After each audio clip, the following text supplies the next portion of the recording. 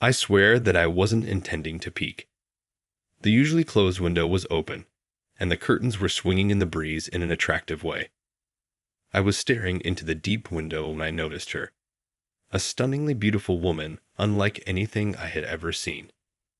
I was unable to turn away. I was freezing solid. I'm Scott Thompson, a 32-year-old salesperson. I am employed in the sales division of a real estate company. It is more proper, in my opinion, to state that I was once in sales.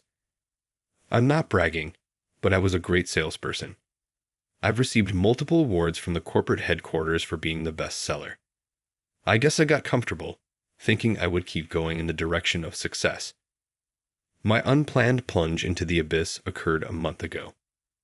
My coworker unexpectedly became sick in the morning, so she requested me to cover for her for an afternoon property viewing appointment.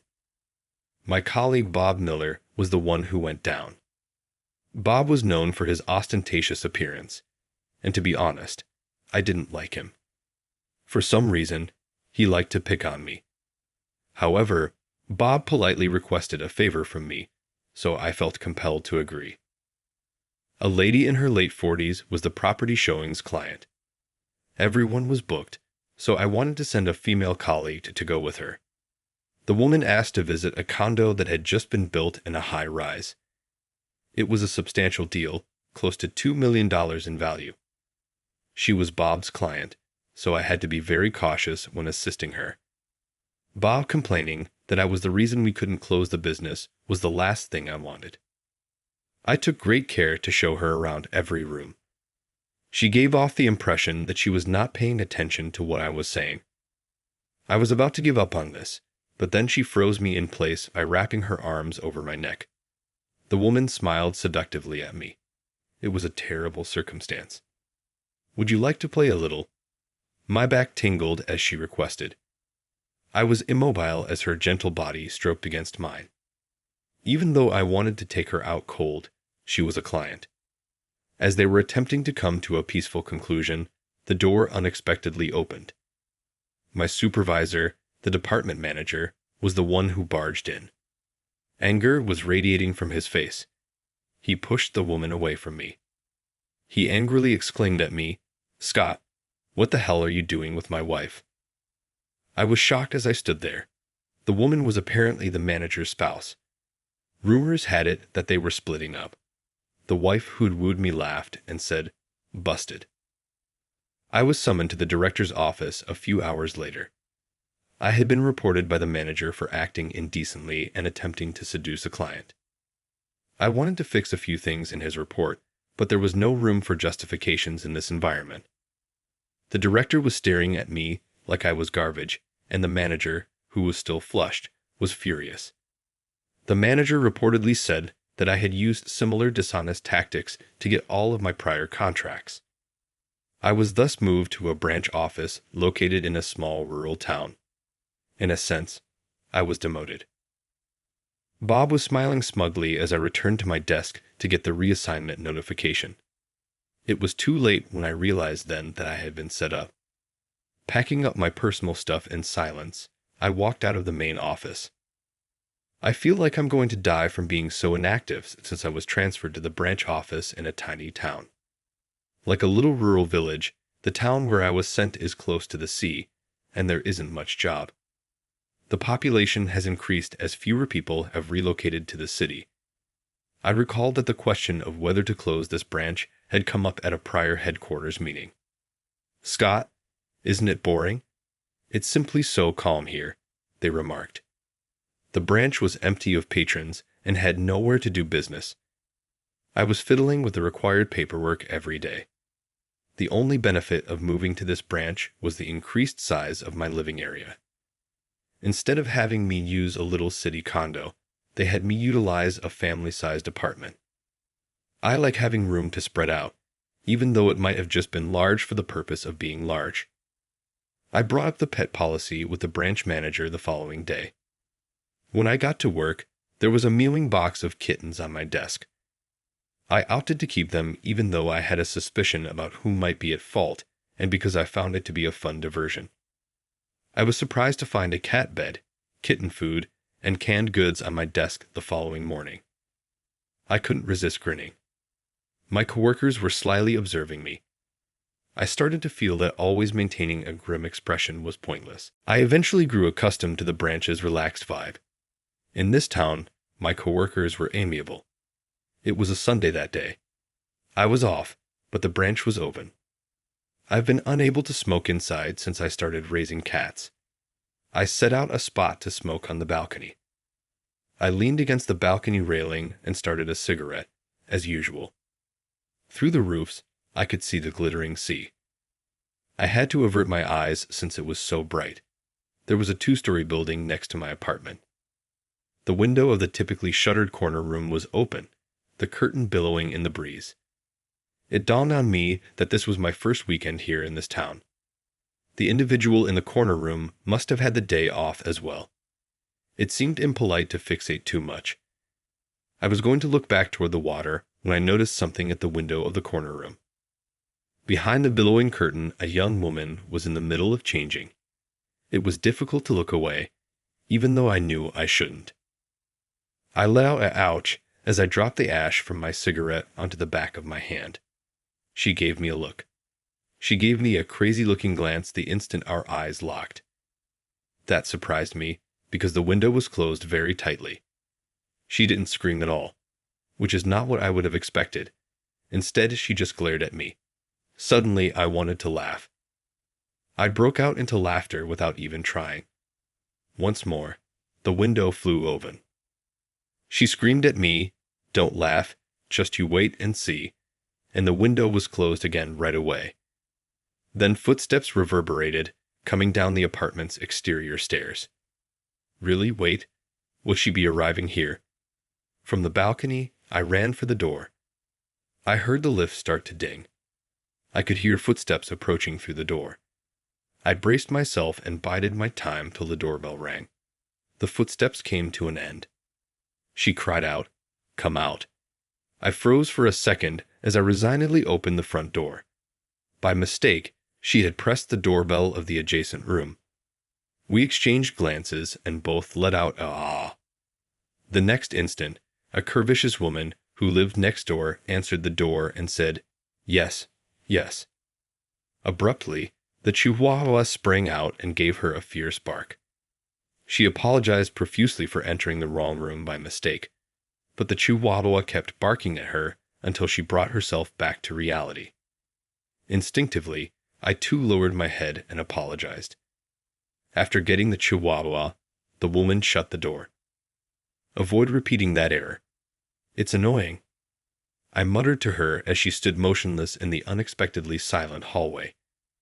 She gave me a sneer, appearing relieved that the disturbance had subsided.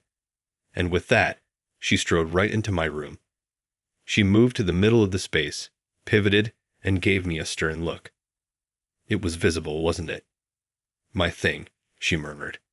That slightly aggravated me. It resembled a mishap. I observed nothing. "What topic are you discussing?" I attempted to counter that I was just lucky to happen to see. What were you able to witness?" This, she murmured, tugging at her t-shirt collar to expose her chest. There was a peek of her blue panties. "Hey, give it up. It is manifesting." I quickly backed away from her, not wanting to make things worse. She was still showing off her chest and accusing me like she was after me. It was in sight, as you and I both observed. I apologize, but I assure you that it wasn't my aim. She slapped my cheek before I could say anything else. She was quite intense the first time I saw her. "Hey Scott, how about we go get lunch?" "It's my treat," the branch manager suggested the following day at lunchtime. I nodded and slapped my smacked face with a cooling pad my boss had given me. He took me to a little cafe that was close to the shore. I had previously walked past it, but never gone inside. The branch manager, who appeared to be erratic, went to the counter and ordered the standard lunch for 2. Yes, 2 lunches. "Please choose a place to sit." It was the same woman who had hit me the day before who answered from behind the counter. When she noticed me standing next to the branch manager, her eyes widened even further. I awkwardly held up my hand to meet you. Hi. What are you saying, you peeper? I recoiled from a barrage of insults. Oh, you peeped, the branch manager remarked nonchalantly, before laughing. I was left with nothing to stand on, and could only retreat. Eventually, I sat at the counter next to my boss and endured her scowls as we ate lunch. She described what had occurred yesterday when the branch manager inquired as to whether anything had transpired. I listened to their chat in silence, not wanting to add to the already awkward situation. She brought up my shortcomings to the branch manager. I was concerned about his reaction, but he seemed to be amused by the whole event. He is a promiscuous man. He doesn't need to urinate. The remarks made by the branch manager astonished me. She asked excitedly, "What do you mean?" The branch manager informed her of my transfer's reason and broke out in laughter. With a giggle, she exclaimed, seriously. It astonished me how she responded. I was afraid she would think the worst of me and hate me, but instead she responded, "You had some bad luck, huh?" with a giggle. The door to the cafe opened while we were chattering eagerly at the counter, and men who were obviously not locals stepped in. Her eyebrows furrowed upon seeing them. Those men were speaking with the management. It didn't appear like they were there for the coffee. After receiving certain documents, the manager promptly mailed them off. The manager tossed the papers in the garbage. Hey, what was that all about? I made the decision to inquire. She answered that they've only recently begun to change. They appear to be real estate brokers who have been actively purchasing homes in this neighborhood. Obviously, they are unrelated to our business. It's true that the company she cited is not well known in the sector. She sighed and added, "It looks like they're asking if we're willing to sell this place too." Despite its negative image, land speculation is a legitimate aspect of the real estate industry.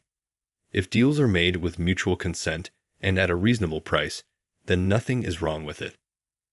Could you move somewhere else if you could sell for a high price? I recommended.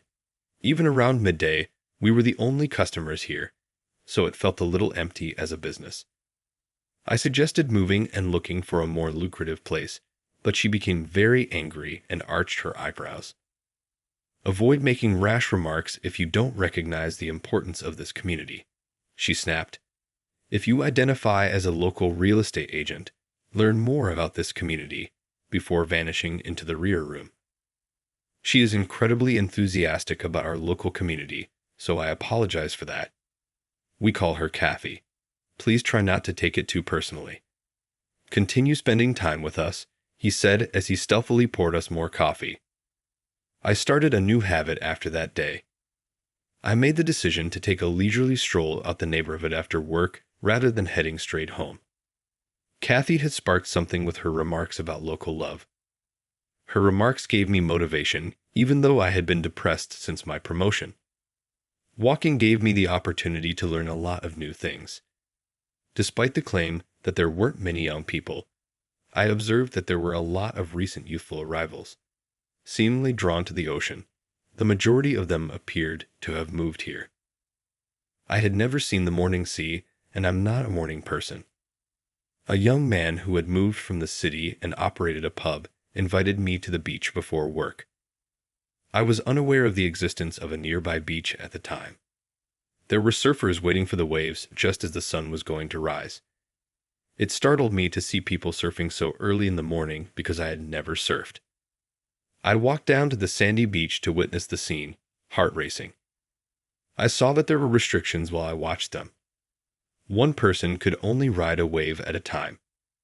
They were making way for one another as if there were some sort of hierarchy. It was unexpected. It wasn't as tough as I had thought it would be. "What are you doing?" When I turned to face the voice, I saw that it was Kathy. She held flippers and a huge bodyboard in her hands. "Happy morning." "What is that?" I asked, gesturing to the big bodyboard. Kathy knelt down next to me and placed her flippers in the sand. She then displayed the sizable bodyboard to me. It was attached with some form of rope, unlike a standard bodyboard. What seemed like a wristband was at the end of the rope. "It's a bodyboard." "Have you never seen one before?" she inquired. She was wearing a 3/4 length, short-sleeved sweatsuit. She was most likely going to surf. I discovered that bodyboarding and surfing are two distinct sports. Laying your upper body on the board allowed you to ride the waves. Fins, or flippers, are worn on the feet to aid with underwater navigation. With everything being so new, I had a lot of questions. As she performed her warm-up stretches, she methodically went over everything. I discovered that there are certain times when the waves emerge and go, and that the waves are best in the morning. "Scott, why not get it a shot? Living so close to the sea is a waste if you don't." As she put on her fins and got to her feet, she joked, "Make the most of your move." She was set to leave after attaching the leash, which is a chain that holds the board to her wrist, to it. She peered back at me as she walked backward into the water while wearing fins. She had a penguin-like appearance. When our gazes locked, she shot me a huge happy wave. She turned around and began to walk toward the horizon over the waves as soon as the water reached her waist. She seemed skilled at what she was doing. However, I was afraid she may topple over on a strong wave. She picked up some speed and slid her board under the wave. I discovered later that this maneuver is known as a dolphin dive. Before she got to the waiting area where the best waves come in, she passed a couple waves. She waved at me as she sat on her board. She would pick up pace and surf the wave when it came. She slid diagonally down the big waves and looked like she was flying. She was satisfied with her appearance when she came ashore after spending nearly an hour in the sea. It was the other surfers heading back to shore. To my amazement, every one of them said hello as they went past. Even though it was a tiny gesture, it warmed my heart. Under their wetsuits, some of them displayed tattoos. Everyone seemed extremely amiable, in spite of the differences. It was very almost unexpected. Kathy had removed her wetsuit's upper portion. I was a little startled by her bright blue bikini, but then I realized something and had to say it aloud. "Oh, you weren't not wearing a swimsuit at the time." It turned out that it wasn't underwear. She was wearing her bikini, not the underwear I thought I saw her in. Why she didn't mind that I saw it makes sense. Kathy laughed and snorted. Though I was surprisingly revived, I also felt a little adrift. Looking at the sparkling water, I squinted and murmured, "This is a nice town." She smiled warmly and held out her hand to greet me. "Welcome." I shook her hand. It was still a little chilly from the water. I began getting up early to go to the beach after that day. Unfortunately, I am not a swimmer, therefore I was unable to attempt surfing. Even though I knew I would float if I wore a wetsuit, I still found the thought of diving into the water unsettling. I'd also started having lunch every day at the cafe where Kathy works. I started to know the businesses in the area and started spending more time with the young people who had recently relocated here. I started to hear more and more stories about the land sharks as I settled there. They appeared to be actively promoting their cause. Something large seemed to be moving, and it didn't feel quite right. Then one day my suspicions were confirmed. I watched a black, high-end automobile drive by on my way to work. Through the window, I glimpsed a face I recognized. Bob, the person who had framed me, was there. I was unaware that Bob was leaving his position. He's up to no good with another real estate company, taking a different approach. If he's moving covertly, there must be some dubious activity involved. As soon as I arrived at work, I called a friend who worked at the main office. My acquaintance says that Bob is presumably off for the annual holiday today. His lifestyle has become substantially more lavish, and he has been missing a lot of work lately. I inquired about his sales results. Bob appears to be leading in sales at the moment while I'm away, but my buddies feel that there's a problem with his sales. He thinks Bob might be dealing with risky grooves. Perhaps that's where his ostentatious lifestyle originated. I went to the regular cafe during lunch, hoping to see Kathy. I gasped as soon as I walked into the cafe. The wife of the department manager, the source of my mental agony, was sitting nicely at the coffee counter, sipping her coffee. She smiled softly at me, seeing that I was halted at the door. She motioned to me to take a seat beside her with a quiet flick of her well-groomed finger. I grudgingly took a seat beside her. "What brings you here? You were to blame for that." Speaking it out loud released a wave of long-forgotten rage. Just as I was going to speak something, she put a finger to my lips and said, "Be quiet." I apologize for the time I missed due to the exchange terms. It wasn't my intention to harm your career. My growing rage was calmed by her pitying smile. I find it troubling that I can't seem to despise this woman for some reason. Without being able to respond, I glanced down, and she began to tell me the whole truth. It appears that Bob got in touch with her when she was in dire need of divorce. To frame me, he offered her money. She consented because she would need the money in her post-divorce existence. Bob had been severely disparaging me, claiming that I would be a burden on his future endeavors. Why are you telling me all this now? Because there has been no movement of funds. Thus, the agreement is null and void, correct? It was logical. She seemed to be looking into Bob out of malice, too. In front of me, she unfolded his investigative report. I skimmed the report quickly. Bob seemed to be associated with some really sketchy characters.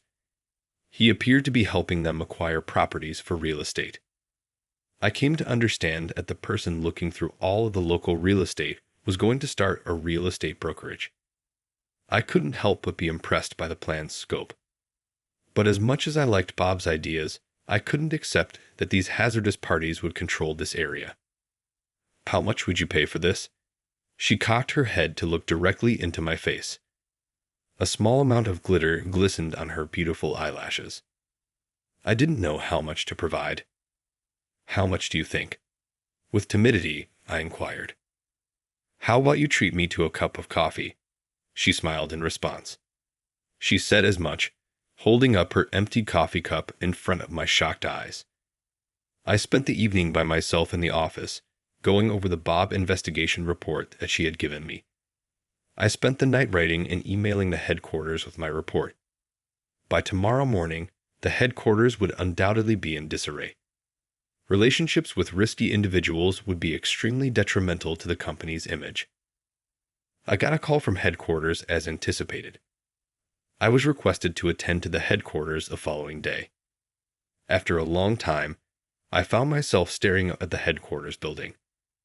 I was expecting to feel more sentimental, but I didn't. I could only think that this place seemed to have a smaller sky.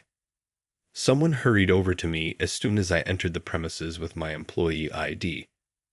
My transfer was arranged by the department manager. "What are you doing here?" the department boss asked, grabbing me by the collar. Even though I've been moved to a branch office, I work for this corporation. I'm at headquarters for business. The manager and I exchanged a brief scowl in the lobby. We were interrupted by the president's secretary. I shrugged off the department manager and was told to report straight to the president's office. It was instructed that the department manager follow along as well. I went inside the president's office, and there was Bob, looking pale. The department manager was confused and uncomfortable. I was told by the president, "I read your report."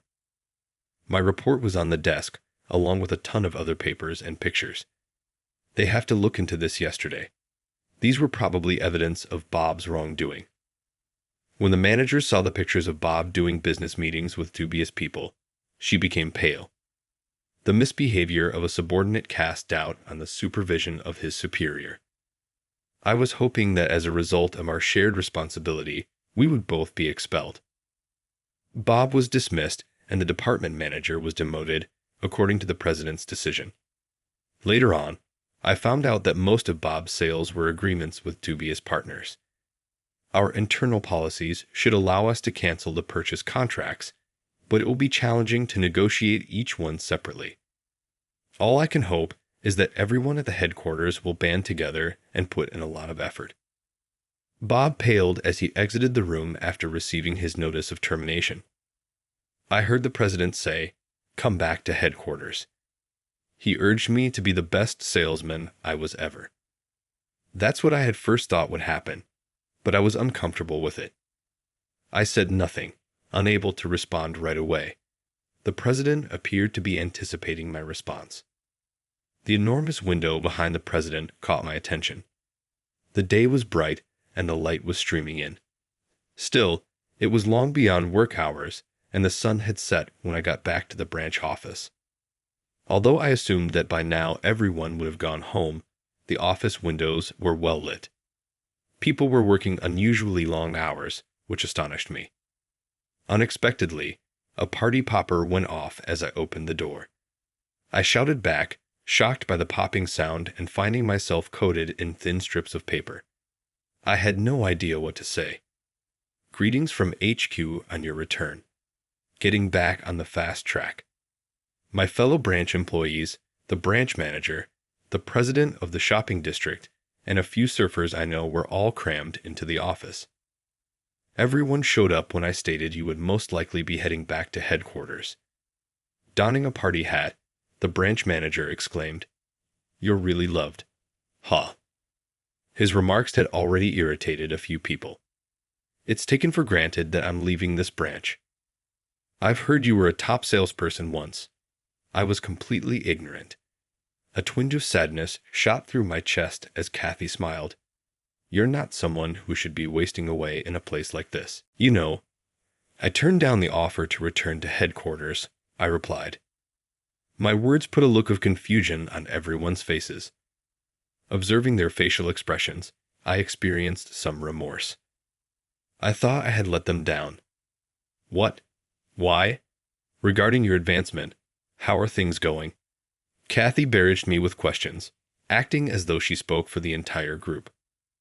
I basically reiterated what I had told the president after giving it some thought. The city is overly small. I can't breathe, and there's no sea. I'd like to pick up swimming. Kathy gave me a look of incredulity and embraced me. I muttered something that was only audible to Kathy, and you wouldn't be there.